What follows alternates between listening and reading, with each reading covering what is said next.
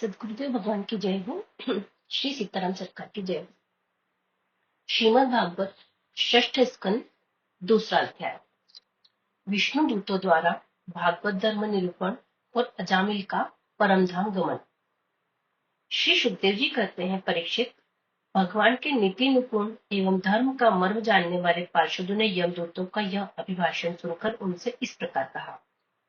भगवान के पार्षदों ने कहा, यमदूतों, यह बड़े आश्चर्य और खेद की बात है कि धर्मज्ञों की सभा में अधर्म का प्रवेश कर रहा है, क्योंकि वह निरपराध और अदंडनीय व्यक्तियों को व्यर्थ ही दंड दिया जाता है। जो प्रजा के रक्षक हैं, शासक हैं, समदर्शी और परोपकारी हैं, यदि वे ही प्रजा के प्रति विषमता का व्यवहार करने लगे तो फिर प्रजा किसकी शरण लेगी। सत्पुरुष जैसा आचरण करते हैं, साधारण लोग भी वैसा ही करते हैं। वे अपने आचरण के द्वारा जिस कर्म को धर्म अनुकूल प्रमाणित कर देते हैं, लोग उसी का अनुसरण करने लगते हैं। साधारण लोग पशुओं के समान धर्म और अधर्म का स्वरूप न जानकर किसी सत्पुरुष पर विश्वास कर लेते हैं, उसकी गोद में सिर रखकर निर्भय और निश्चिंत सो जाते हैं।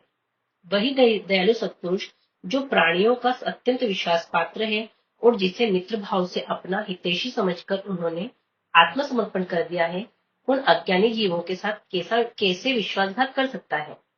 यमदूतों, इसने कोटि कोटि जन्मों की पाप राशि का पूरा प्रायश्चित कर लिया है, क्योंकि इसने विवश होकर ही सही भगवान के परम कल्याणमय मोक्ष पद नाम का उच्चारण तो किया। जिस समय इसने नारायण इन 4 अक्षरों का उच्चारण किया, उसी समय केवल उतने से ही इस पापी के समस्त पापों का प्रायश्चित हो गया। चोर, शराबी, मित्रद्रोही, ब्रह्मघाती, गुरु पत्नीगामी, ऐसे लोगों का संसर्गी, स्त्री, राजा, पिता और गाय को मारने वाला, चाहे जैसा और चाहे जितना बड़ा पापी हो, सभी के लिए यही इतना ही सबसे बड़ा प्रायश्चित है कि भगवान के नामों का उच्चारण किया जाए, क्योंकि भगवान नामों के उच्चारण से मनुष्य की बुद्धि भगवान के गुण, लीला और स्वरूप में रम जाती है और स्वयं भगवान की उसके प्रति आत्मीय बुद्धि हो जाती है। बड़े बड़े ब्रह्मवादी ऋषियों ने पापों के बहुत से प्रायश्चित प्रच्छंद चांद्रायण आदि व्रत बतलाए हैं, परंतु उन प्रायश्चितों से पापी की वैसी ही जड़ से शुद्धि नहीं होती जैसी भगवान के नामों का उनमें गुम्फित पदों का उच्चारण करने से होती है, क्योंकि वे नाम पवित्र कीर्ति भगवान के गुणों का ज्ञान कराने वाले हैं। यदि प्रायश्चित करने के बाद भी मन फिर से कुमार्ग में पाप की ओर दौड़े, तो वह चरम सीमा का पूरा प्रायश्चित नहीं है। इसलिए जो लोग ऐसा प्रायश्चित करना चाहे कि जिससे पाप कर्मों और वासनाओं की जड़ ही उखड़ जाए, उन्हें भगवान के गुणों का ही गान करना चाहिए, क्योंकि उससे चित्त सर्वथा शुद्ध हो जाता है। इसलिए यमदूतों, तुम लोग अजामिल को मत ले जाओ। इसने सारे पापों का प्रायश्चित कर लिया है, क्योंकि इसने मरते समय भगवान के नाम का उच्चारण किया है। बड़े बड़े महात्मा पुरुष यह बात जानते हैं कि संकेत में, किसी दूसरे अभिप्राय से, परिहास में, तान अलापने में अथवा किसी की अवहेलना करने में भी यदि कोई भगवान के नामों का उच्चारण करता है, तो उसके सारे पाप नष्ट हो जाते हैं। जो मनुष्य गिरते समय, पैर फिसलते समय, अंग भंग होते समय और सांप के डसते, आग में जलते तथा चोट लगते समय भी विवशता से हरि हरि कहकर भगवान के नाम का उच्चारण कर लेता है, वह यम यातना का पात्र नहीं रह जाता। महर्षियों ने जानबूझकर बड़े पापों के लिए बड़े और छोटे पापों के लिए छोटे प्रायश्चित बतलाए हैं। इसमें संदेह नहीं है कि उन तपस्या, दान, जप आदि प्रायश्चितों के द्वारा वे पाप नष्ट हो जाते हैं, परंतु उन पापों से मलिन हुआ उसका हृदय शुद्ध नहीं होता। भगवान के चरणों की सेवा से वह भी शुद्ध नहीं हो जाता। परंतु यमदूतों, जैसे जान या अनजान में ईंधन से अग्नि का स्पर्श हो जाए तो वह भस्म हो ही जाता है, वैसे ही जानबूझकर या अनजान में भगवान के नामों का संकीर्तन करने से मनुष्य के सारे पाप भस्म हो जाते हैं। जैसे कोई परम शक्तिशाली अमृत को उसका गुण न जानकर अनजान में पी ले तो भी वह अवश्य ही पीने वाले को अमर बना देता है, वैसे ही अनजान में उच्चारण करने पर भी भगवान का नाम अपना फल देकर ही रहता है। वस्तु शक्ति श्रद्धा की अपेक्षा नहीं करती। श्री सुखदेव जी कहते हैं, राजन, इस प्रकार भगवान के पार्षदों ने भागवत धर्म का पूरा पूरा निर्णय सुना दिया और अजामिल को यमदूतों के पास से छुड़ाकर मृत्यु के मुख से बचा लिया।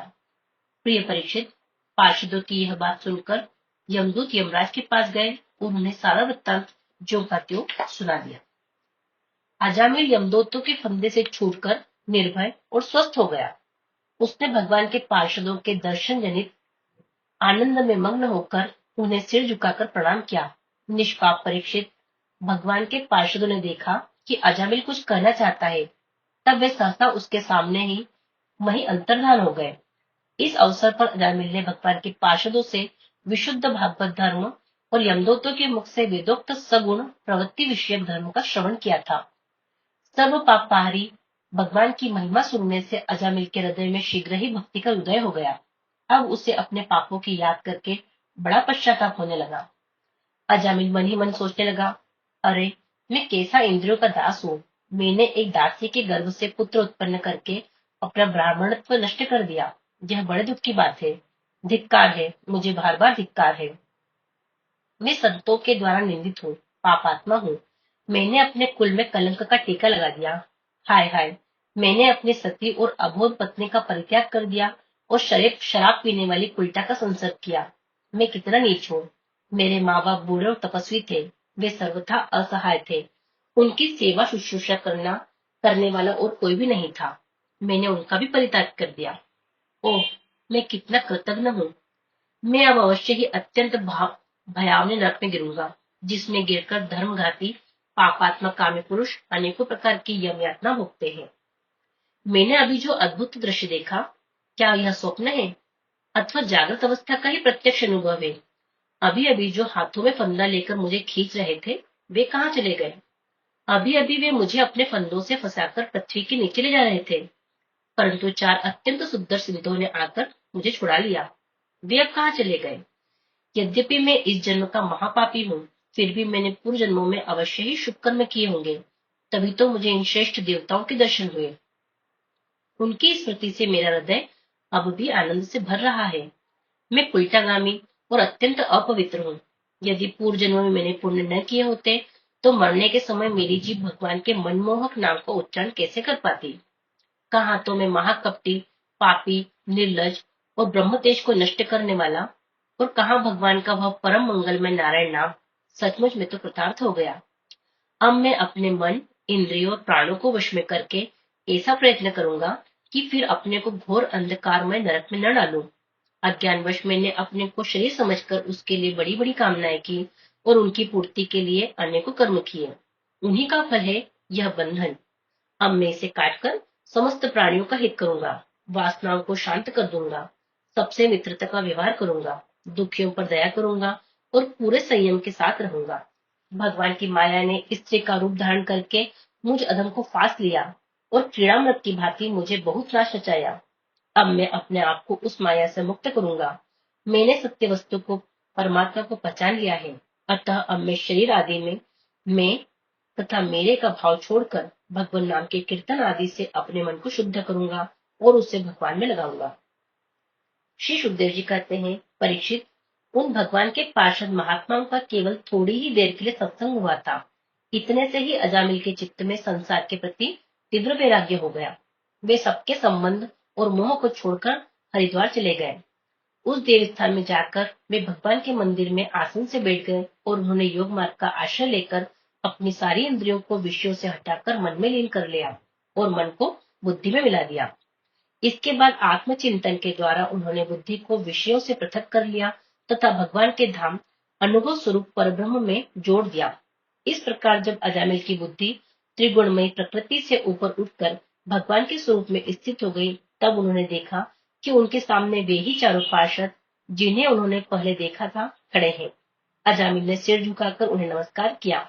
उनका दर्शन पाने के बाद उन्होंने उस तीर्थ स्थान में गंगा के तट पर अपना शरीर त्याग दिया और तत्काल भगवान के पार्षदों का स्वरूप प्राप्त कर लिया। अजामिल भगवान के पार्षदों के साथ स्वर्णमय विमान पर आरूढ़ होकर आकाश मार्ग से भगवान लक्ष्मीपति के निवास स्थान बैकुंठ को चले गए। परीक्षित, अजामिल ने दासी का सहवास करके सारा धर्म कर्म चौपट कर दिया था। वे अपने निंदित कर्म के कारण पतित हो गए थे। नियमों से च्युत हो जाने के कारण उन्हें नरक में गिराया जाता था। परंतु भगवान के एक नाम का उच्चारण करने मात्र से वे उससे तत्काल मुक्त हो गए। जो लोग इस संसार बंधन से मुक्त होना चाहते हैं, उनके लिए अपने चरणों के स्पर्श से तीर्थों को भी तीर्थ बनाने वाले भगवान के नाम से बढ़कर और कोई साधन नहीं है, क्योंकि नाम का आश्रय लेने से मनुष्य का मन फिर कर्म के पचड़ों में नहीं पड़ता। भगवान नाम के अतिरिक्त और किसी प्रायश्चित का आश्रय लेने पर मन रजोगुण और तमोगुण से ग्रस्त ही रहता है तथा पापों का पूरा पूरा नाश भी नहीं होता। परीक्षित, यह इतिहास अत्यंत गोपनीय और समस्त पापों का नाश करने वाला है। जो पुरुष श्रद्धा और भक्ति के साथ इसका श्रवण कीर्तन करता है, वह नरक में कभी नहीं जाता। यमराज के दूत तो आंख उठाकर उसकी ओर देख तक नहीं सकते। उस पुरुष का जीवन चाहे पापमय ही क्यों न रहा हो, बैकुंठ लोक में उसकी पूजा होती है। परीक्षित, देखो, अजामिल जैसे पापी ने मृत्यु के समय पुत्र के बहाने भगवान का नाम उच्चारण किया, उसे भी बैकुंठ की प्राप्ति हो गई। फिर जो लोग श्रद्धा के साथ भगवान नाम का उच्चारण करते हैं, उनकी तो बात ही क्या है। हरिशरणम हरिशरणम हरिशरणम। हरिओम तत्सत, हरिओम तत्सत, हरिओम तत्सत।